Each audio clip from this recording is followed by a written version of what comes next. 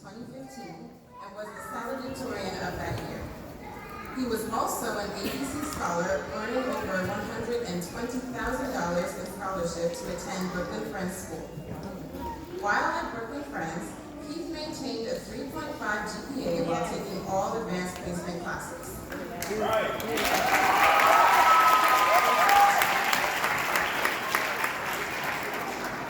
He graduated this month with an international bachelorette degree and will be studying illustration and architecture at Syracuse University in the fall.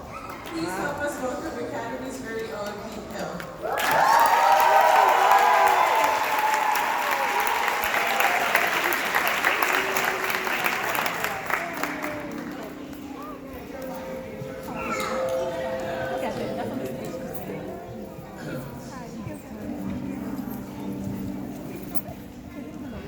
Good evening, distinguished guests, teachers, students, parents, and the esteemed graduates of the evening.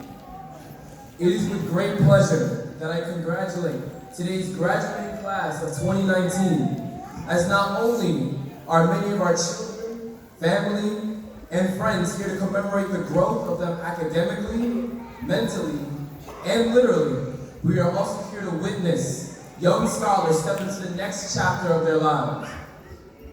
I am for one grateful to have this opportunity to step up and speak on behalf of my younger peers.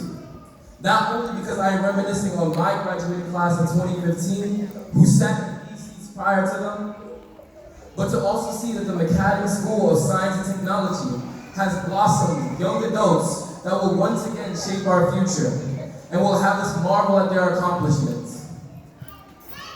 Firstly, fellow graduates, I don't over-exaggerate when I say that I have no doubt in my mind that you will surpass the expectations that countless alumni have done before when stepping into the next 4 years of your lives. Not only will you have so much more to look forward to when you engage into a much larger environment compared to the home that we call M.A.C.A.D.E.M.Y, but you will also face significantly greater challenges. Challenges that will test your moral consistency. Whether it's a teacher who won't be as kind, caring, and loving as Mr. Howe, Miss Bishop, and Miss Gonzalez, or when you face politically ignorant individuals. Speak, my brother. However, these challenges will not only serve to make you stronger as young adults, but will make you much more suited for the world that we find ourselves in today. Secondly, to our parents and guests, I have no doubt that these graduates here with us today will fulfill the eulogy of Malcolm X, as stated from his autobiography, which is a great read for young children of color I greatly recommend. I quote, "Children have a lesson adults should learn, to not be afraid and ashamed of failing, but to get up and try again. Many of us young adults and parents are so afraid, so cautious, so safe, and therefore are shrinking ourselves to becoming rigid. And that is why us as humans fail a lot. And so many of us resign ourselves to failure. However, I know for certain that what I have learned at M.A.C.A.D.E.M.Y academically and mentally has helped me prepare for failure. It's even helped me write this speech that I say before you.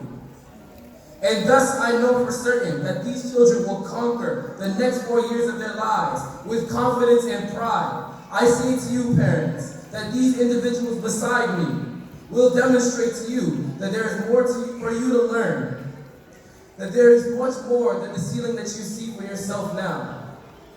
Third and lastly, graduates, remember your home and remember where you came from.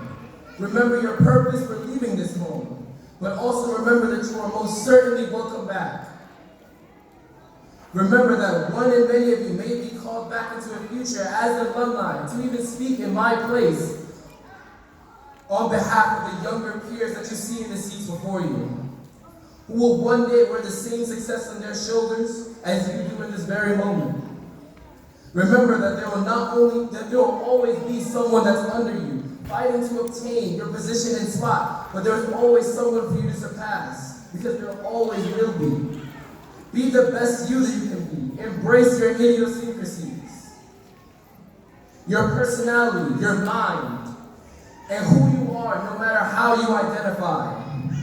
The reality is that as Black individuals in our time, the world was not made to allow us to be comfortable, to allow us to drive home safely without worry that those who were trained to protect us will stop us in our tracks. The world was not made to allow people of color to seek a normal life full of opportunity and promise without worrying that your home will be raided, in fear that those you love will be ripped away from you. The world additionally was not made to allow us to believe that we are in a time of peace, but to witness destruction not only happen in our homeland, but across seas in places such as Sudan and Libya. However, we must stay grounded as to who we are. As former President Barack Obama stated in 2008, if there's anyone out there who still doubts that America is a place where all things are possible, who still wonders if the dream of our founders is still alive in our time, who still questions the power of our democracy, today is your answer. Thank you.